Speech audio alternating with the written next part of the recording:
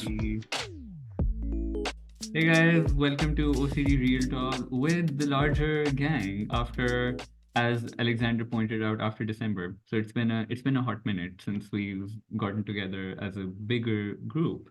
So lovely to have everyone here after a while. So Elliot, as all, I feel like Elliot usually has like good suggestions, by the way, because previous real talks as well, he has given suggestions and he's been like, and we've been like, yeah, let's do that. So Elliot has suggested another good topic, which is talking about rebuilding our confidence after suffering with OCD really badly, because as most of us know, and even people watching, when you're going through the depths of it, you completely lose ground. Sense of self, sense of confidence, trust in yourself, your ability to rely on yourself. In fact, that becomes a major fear for a lot of people, not being able to rely on themselves for decision making. So, a good one to go into. Well, Elliot, since you suggested the topic, let's start with you. Where do you think your confidence was hit the most with this? I would say, especially in sort of fear of rejection. So I was really sort of because my main theme was HOCD and fear of rejection was really fueling that. I was really like not confident in interacting with others. Hopeless at dating. Just being really sort of scared of the world, having that lens of fear and not being able to speak to people, just keeping myself to myself because I was so paranoid all of the time. There was other ways it translated as well. Like I know driving's a thing in the OCD community where we avoid driving. We just lose our confidence with that. I didn't drive for a while, even though I had my license. I just gave it up. Just had the car sitting on the driveway for a couple of years. Yeah, and I think yeah, definitely driving, and yeah, just like you said before, just having a lack of faith in yourself, not trusting yourself, like second guessing every decision that you make, whether you're at work, even in life, like where to go for dinner, where to have a drink, like all those little things. You're just so unsure of yourself, and you just don't have that, you know, assertiveness and that sort of thing. So yeah, I'd say there's a lot of that going on for me. Yeah. I had that a lot with even picking out clothes for myself. I'd be like, do I buy this t-shirt or that t-shirt? Like, and it felt like the the most paralyzing decision ever. Driving was another one that I gave up. It was a mix of contamination as well, because like the driving seat and everything was contaminated for me. But then at the same time, it was also then losing confidence in my ability to drive. So interestingly, I only started to drive full time again last year, because all these years for like 5 years, I gave that up completely. So yeah. Anyone else wants to pitch in? Where did lack of confidence hit you the most? Really similar to Elliot for me. So confidence in kind of speaking to people, confidence in driving, my abilities to do things, confidence in making decisions for my daughter. I always wondered if the decisions that I was making for her were kind of based off of what was right and what was OCD. So I lost a lot of confidence in parenting. I lost confidence in my work. So like I've always kind of since the age of 19, 20 been in management roles and work. And I think through having I used to be really, really confident, like when I first started out in those kind of roles. And then I went through, like when I was suffering a lot with OCD, I went through like a really severe like imposter syndrome almost stage where I was like, no, they're going to find me out any minute, that I shouldn't be like in charge of other people and that I shouldn't like have responsibility in a job role and I shouldn't do this and I shouldn't be parenting and I felt like an imposter a lot of the time because I thought like that there's no way that I'm actually qualified to do any of these things because I'm not feeling confident in myself and my abilities to do anything. So yeah, I would say that my confidence was kind of knocked in all areas. As a Yeah, parent, I was was it also, sorry, just one quick question. Like with parenting, was it also like, were you going to other moms as well, asking for like, is this the right way or wrong way kind of thing? Did that happen? Yeah, I would say I would definitely seek reassurance with my parenting and like with other parents, with like my mum. I would be like, you know, is this a normal thing to do, or is this just because like I'm particularly anxious because I was never confident in the decisions I was making. Like now I'm very much, I think that this might be the way to do it. I'm going to do it that way. And if I'm wrong, I'll suffer the consequences at some point. But in order to be confident with my decisions now, I need to just make a decision, not discuss it with anyone else. And I just stick with it regardless of the consequences. Yeah, I like that. My confidence was on the floor as well because you just second guess everything, as you all know. You're going to doubt everything, especially when, you know, just even starting conversations with people because you're like, well, does this sound weird? Does this sound right? What are they going to say? Are they going to reject me? How are they going to react? So, and that's what it's going to do. And like, just to touch on your point there, Gemma, making decisions is because you're going to doubt every decision. You're going to hold yourself incredibly responsible, and you can exaggerate that, aren't you? You're going to catastrophize that. So you then avoid making decisions. That's something I did. I was very indecisive, which is a very common trait for OCD sufferers, because indecision is a decision, right? Where like with Gemma now, I just make a decision and then just roll with the consequence. That's not to say I just go and make bad decisions all over the place and just don't really care. No, I don't want to make bad decisions, but is that even if you did, you can learn from that, you can overcome that, you can see where you went wrong and maybe not try and make the same mistake next time. But it's really difficult when your confidence is on the floor, because I don't really know that many people that really suffering and a confident person as well. Yes, people have recovered or recovering, they become more confident. Yes, but when you're really in the midst of it, it's quite hard to be, unless it's like a form of escaping or a form of like relief, just being overly confident and in your face. That can happen as well. But you're not sort of thinking straight when you're like that. So it's putting on like a brave face as well. Because at times I just look very miserable. If you saw me when I was really suffering, I'd have a very miserable face, got a straight face, wasn't smiling at all, because you're so caught up in your head. You're ruminating all the time, as you all know. So it's putting on that brave face, that smile, and because you want to look back and think, well, you see pictures of myself, and I'm sure you can all relate to this. I look at pictures of myself when I was suffering, and I just look so miserable, so out of it, so just like I wasn't even there. Looking back now, I wish I really sort of smiled or at least tried to get involved. But obviously, I understand what it feels like. But it's going off topic a bit there, but when your confidence is low, just try you can just to feel confident, even though it's going to feel like you're faking it, because you can't just expect to feel confidence. That's going to happen over time. Did your friends ever say to you that, like, hey, why the long face kind of thing? Well, yeah, just cheer up. They didn't really understand. They say, cheer up. What are you moaning about? Bristol City won or Bristol City lost. They're saying jokes about that, but they understood a bit about OCD and depression and anxiety, but obviously they didn't understand it fully. Yeah. So they had compassion as well, but it was mainly just cheer up in the nicest way possible. Yeah. I wish I did cheer up, or at least try and cheer up, or look or act like you're cheering up. For me, it was also the lack of confidence in an interaction and communication with people. And when I just found the channel, I got some principle for RBT. I remember that I forced myself going on dates and applying for a job that I thought that I'm not good enough, but I understood that job interviews will be a good exposure for me. And also, I remember that I was afraid of speaking my point on some uncomfortable themes for people. And it was also a lack of confidence. But on the other side, I noticed that sometimes I'm becoming, as Nick described himself when he was suffering, that he wanted to prove himself right. So it is also the lack of confidence, right? When you are so eager to prove yourself right that all people are idiots and only your opinion must be right. So it also goes from a lack of confidence. So a lot of work had to be done in order to strike that balance. Very good point. And I think Nick also talks about this as well, because he used to be this person who's like, oh, I don't care about what people think of me, but actually he cared a lot about what people thought of him. Yeah. Right? But interesting thing. Mm. Yeah, sorry. No, you go ahead. only interesting thing is that Nick describes himself that he always was such a kind of a person. And I noticed that I'm becoming similar only when I started suffering. Like before that, I was okay in that. I was really calm person. Yeah.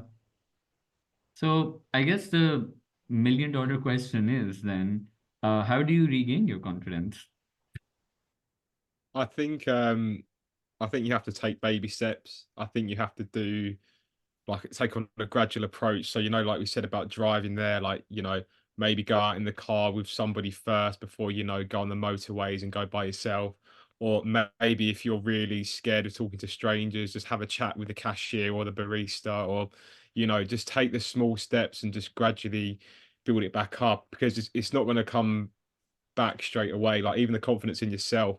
I think to get the confidence back in yourself, which is probably the most important thing, I think you need to start not compulsively, but like valuing yourself. So putting yourself first, maybe treating yourself to something, even if you feel like so guilty or you feel like you don't deserve it or you're in a cycle of self torment.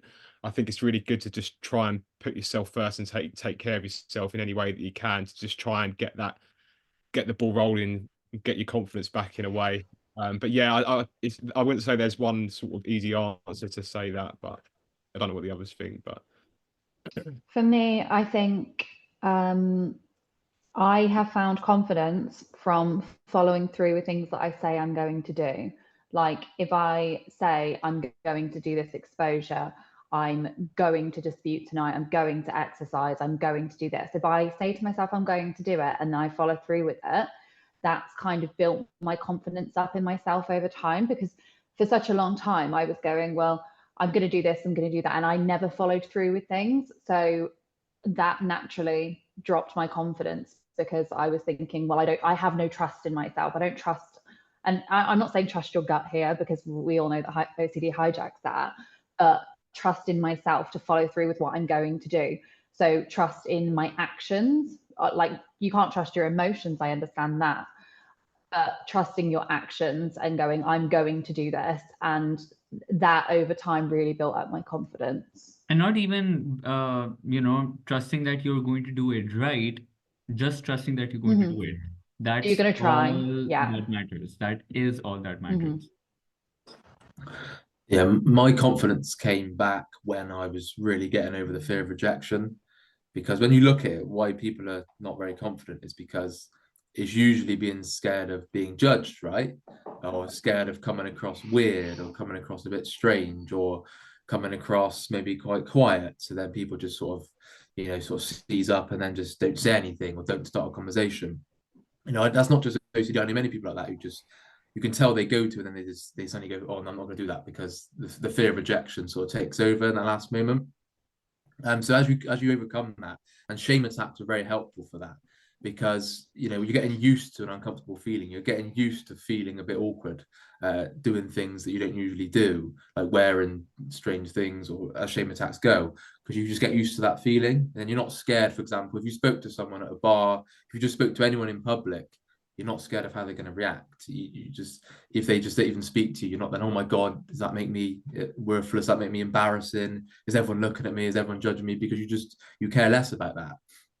So that's what really helped me, was looking at all kinds of rejection fears, and it obviously links into all the taboo related fears as well, with rejection. But yeah, confidence is just, and taking that risk as well, like Elliot said. So baby steps, taking that risk, even if even if you don't feel confident, just make the decision, as Gemma says, and just, I would say don't worry about the outcome, but it's also not that simple. So it's, well, you almost just deal with that consequence. If you make the wrong decision, you just deal with it as it happens. You cross that bridge and you get to it, kind of thing, rather than just being so scared of making the wrong call that you don't make any call. So you just need to take that leap of faith, really. Yeah, and perspective-wise as well, I often say to people too that, I mean, do you want to be 60, 70 years old, lying in bed thinking, oh, you know what? I'm so glad I didn't go for that job. Or I'm so glad Yeah. I, asked no one out on a date and, lived my life just this single person. No, like you're actually going to start really regretting it. Um, and you at that point you're going to wish that you would have made more of an effort. And baby steps is like absolutely spot on, because if we take an example of someone, let's say, who hasn't worked in 3 years, let's say, right, and they are thinking of going back to a job, it's not like they're going to jump right into like a 9 to 5 thing tomorrow onwards. It like you have to ease into it, because what OCD sufferers are often doing, they're not even taking the first step. What is the first step? The first step is going on like LinkedIn or whatever, like job finding kind of portal, and searching up jobs, right? Just putting in that Google search of whatever it is. That is the first step, right? Then the process of shortlisting maybe 5 jobs, right? Then you go through each of them. Then you look at requirements one by one. Okay, what does each require? And then you start sending in applications. Then you have to go through, and all of this can easily take like a few weeks, in fact. Again, even that, this is like Googling, shortlisting, applying is also not like a 2, 3 day thing. It takes a few weeks. Then going through interviews. Then, balancing out, okay, what job is a better suit for you, right? It's a process, right? And when you go through things step by step as a process, is when you feel like you are easing into it and not all of it is happening all at once, right? Because in the mind, it feels like it's all going to happen all at once. I can't handle it. I'm not even going to try even the first single step. But you have to be at least willing to try the first step in the first place. Otherwise, nothing's going to work. You went very robotic then, Moment. Just we I heard, was just we heard thinking what you that. said. Very robotic. It's like a slow build up to what you were going to say. About artificial intelligence. Wait, oh, I don't know. Yeah, Well, yeah. on my front, it was all fine. So hopefully it got recorded fine as well. I got a question for you all, because we covered this at the start. So let's say before the big breakdown, the big OCD breakdown, would you say that you're all very confident people? Because I was incredibly confident. I would go up and speak to most people that I saw, but then it was like that switch just destroyed like that, because I had the big fear of if only they knew. Obviously, with POCD, harm OCD, real event, false memory, so it just changed like that. So did you find that you guys were very confident and it just went boom, destroyed within a matter of seconds? Yeah, I was really confident before. I was like, I've always had OCD, but like when it was kind of in the background or more mild at points, I've always been really, really confident, like really outgoing, speak to anyone, don't shut up, as you guys have probably noticed since I've been better. No, I just I don't had stop noticed that. talking. Had you not? I can talk to anyone, and I was always like that before, but as soon as like the OCD started to get severe, like at any point that it was severe, I kind of went into my shell and didn't like speaking to anyone, didn't like socializing. And as you say, it's that kind of guilt and shame element of not Yeah, wanting to kind of get close to anyone because you don't want to tell them what's going on in your head, so you kind of withdraw so that you don't yeah, have to, you don't feel like you have to confide in anyone, even though you yeah, want that reassurance. I would always try and distance myself from people so that I didn't get close enough to feel like I could try and get that reassurance from them, because I was terrified of what they would think. mm, Yeah, I've found that with a lot of people actually, that a lot of people that have OCD were kind of really confident before it. And I don't know if there's any kind of correlation in that personality being more likely to suffer, whether it's because we're kind of the perfectionist type of people. I think there's a I'd need, certain kind of thing of like with a lot of the people that we work with as well, and Sam, you probably see this too. People who have a lot to lose are often the people who end up suffering quite a lot as well. Like you'll see people who yeah, used to, or even currently, they have a good social setup, great family, friends, good job, and everything, or used to have that in the past. And that's why fear latches on quite badly, because it's like, oh, there's so much that I have to lose now. You know, that makes sense. there can be at times that kind of correlation in that, but like I think I think it was a mixed bag for me in some ways, because there were some things I was really confident about, but then I remember even when I was like 17 years old in A levels, right? And there's one of my friends was like, can you give me tips on how to be confident? And I was like, what? Like, y- how do I don't know. There are no tips. Like, you're just confident. Like, I don't know. I didn't know what to say to him back then. But like, it was a mixed bag because there were some things that I was very confident about and some things that I was quite insecure and underconfident about. And it was same when I was suffering as well, because even when I was really badly suffering, because I've done a lot of theater over the years, so I got robotic again, I assume. Anyway, You went robotic, so it was like slow, but then it sped up to catch you up, and you were like, yeah, I don't know. The internet is not doing me any service today, but bear with me. Um, but I've done a lot of theater as well, right? So even in my really bad days of suffering, I was able to perform on stage, for example. And I felt quite confident doing that. And I felt quite okay doing that. So it was, I don't know. I felt like there was a dichotomy. Like I felt like there were two very opposing parts of my personality, parts that were really, very okay and secure in myself, and parts that weren't at all. Yeah. Alex, did you find that at all before OCD hit big time? Yeah, I had an opposite to Emma's situation. At the moment, I was very confident person. I would describe myself now more confident since I had a journey and I got some principles and tools because I now understand that I had big fear of rejection before the OCD chronically lashed, and also I had some avoidance behavior. So in when I was presented to a new group of people, I was very shy. I was afraid to talk to them, and only after a period of time when I got to know them, I was becoming like we are saying here a soul of a company. I was very friendly person. I joked a lot and stuff like that. But I wasn't confident. I was afraid to talk to girls. Yeah, I could talk to them only after some mutual friend could introduce us. But I Yeah. was deadly afraid to make a first step. So Yeah. OCD just showed me what it is because I thought that I'm just this kind of a person. This is true me, but only after OCD stroke I understood that this is a fear of rejection. This is fear of judging me. The people will judge me and stuff like that. Yeah. Yeah. It's go on, Elliot.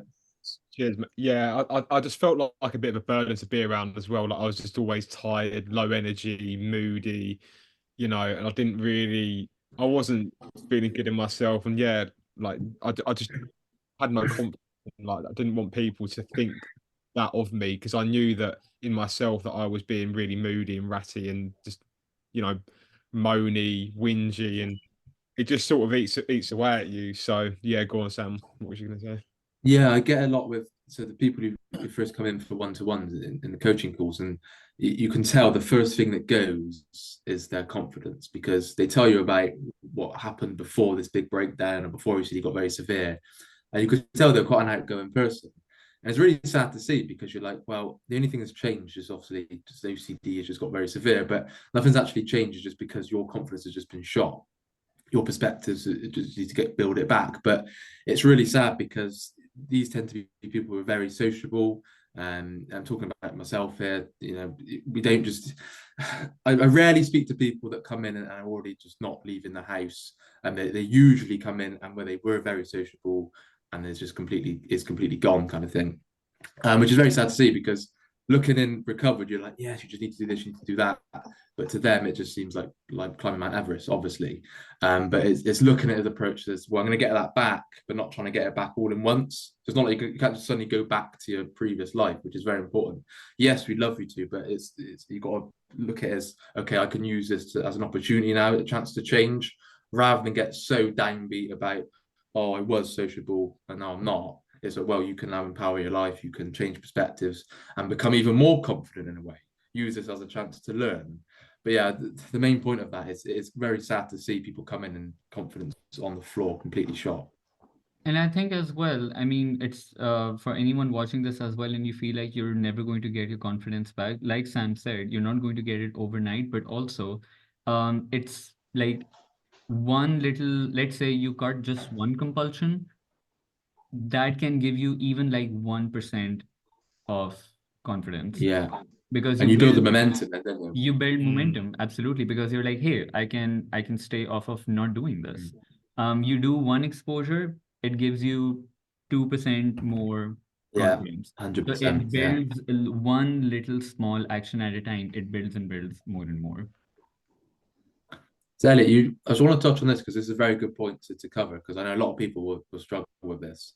Yeah. Luckily, I was in a relationship when OCD got really bad, but in regards to dating and sort of making that first step, I imagine that was very, very difficult if your confidence is on the floor, right?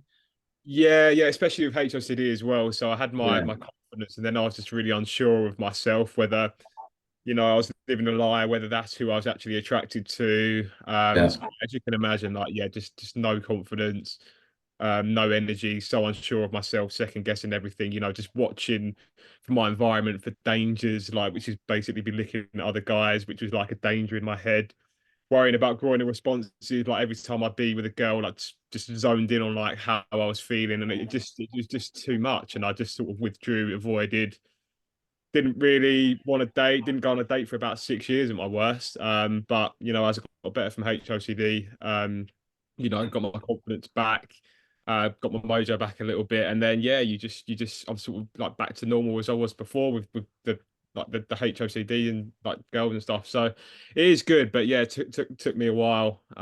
But you can get there, you really can. Like don't lose hope, just keep working hard.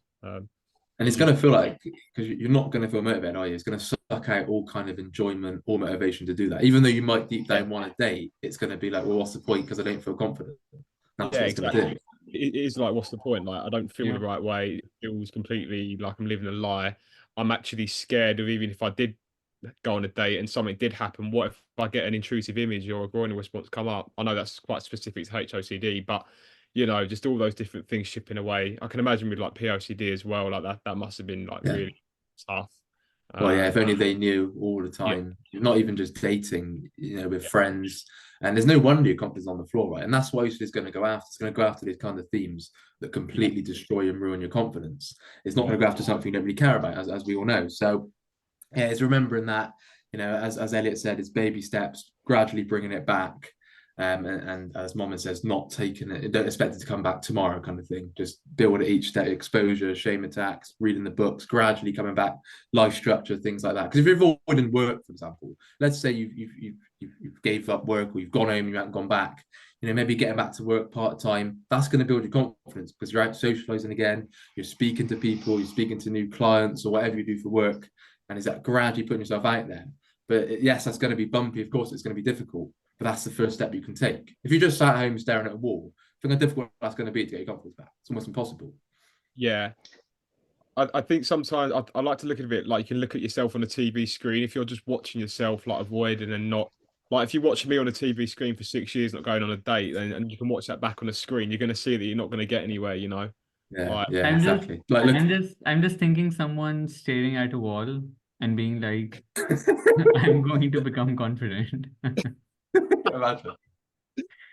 Yeah. No, and also Imagine. remember, like, if especially if you're resuming something important in your life, like work or dating, whatever it is, it can take like a few consistent months of doing it to start getting your confidence. Like you going back to work, it might take you 3 to 4 months to actually start feeling confident in yourself again, because it's not going Yeah. to come within the first or second week or even the first month, even. So we have to stick it out to be able to get to that point of feeling like, okay, Yeah. I'm feeling solid in this now. And when we talk about low confidence, we're not just talking about, speaking to people. It's going to get into everything. Even what clothes I wore, it got into that. Like I was second Yes. guessing everything. Like, Yeah. what shoes am I wearing? What are they going to think of me? Or just, does it look right? I remember just wearing something and going and ask my partner, do I look right? Do I look okay? Like every small decision, not just go where you go. And it's, well, how's my hair looking today? Or, what I'm wearing? Or what do I say this? When I first go into that person, do I say that? Do I say this? Where do I park my car? Literally every decision is going to take over. So with Even clothes, it was what movie should I watch? yes, exactly. What movie should I watch? Because it's like I want to make the right Yes. decision with the right movie or show with my dinner. And by Yeah. the Yeah. time you decide what to eat, you've eaten basically a half of your dinner, and it's like, what's the point now? Yeah. Yeah, I remember being in the supermarket when I was at university when like chronic HOCD. I just couldn't decide like what food to buy. Like I couldn't think straight. I'd come home with like half the stuff I should have bought, and didn't have it because I was just so Yeah. fixated on. Yeah, it's mad. What really helped me with that was going into a restaurant and just ordering within the first 5 seconds. I don't know if you've all done that. First 5 seconds, just order. Yes, you might feel what a waste of money, but really good for just making that quick decision Yes. and then just dealing with the consequences if you don't like the food. So Yeah. you don't catastrophize that. I had to start doing that because I would spend 20 minutes deciding what to eat, and it was Yeah, exactly. excruciating. Yeah. All right. Yeah. Sorry, Go on. you were about to say. Yeah, or maybe ask. This is a bit of avoidance, but maybe ask, "Oh, what do you recommend?" And then go, "Yeah, I'll go for that." But Yes. or just literally just point something, and then that's something that anyone watching this can just go and do. Just, well, I'll get that, or you have to go buy something most expensive on the menu, obviously, but just Yeah. it's I not a mean, 100 pound bill. it's about, I think it's about making a decision and then sticking to it. That's a very important thing in building confidence, because if you're going to make a decision and back out immediately, you're Oh not yeah, giving yourself a solid chance at all. So you have to stick it out and see where yeah, it goes. and there's also, and I know Gemma can relate to this as well, saying sorry a lot. Sorry, thank you, please. I see Gemma nodding along because I know you're big for this, but I did that all the time. Even just I used to text people, and then 2 minutes later I say sorry if they didn't respond, like because I've offended them. Like, it's crazy. Apologize for existing. Yeah, Basically. funny. Yeah.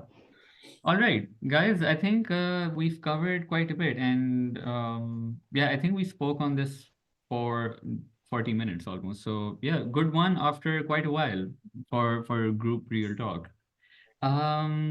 Thanks for being here. Thanks for your valuable time, and we'll do this hopefully sooner next time. And suggestions. We want suggestions. Yes, if you've made it this far into the video, please send us suggestions. All right. Thanks, guys. Have a good one. Bye bye. Thank you. Bye.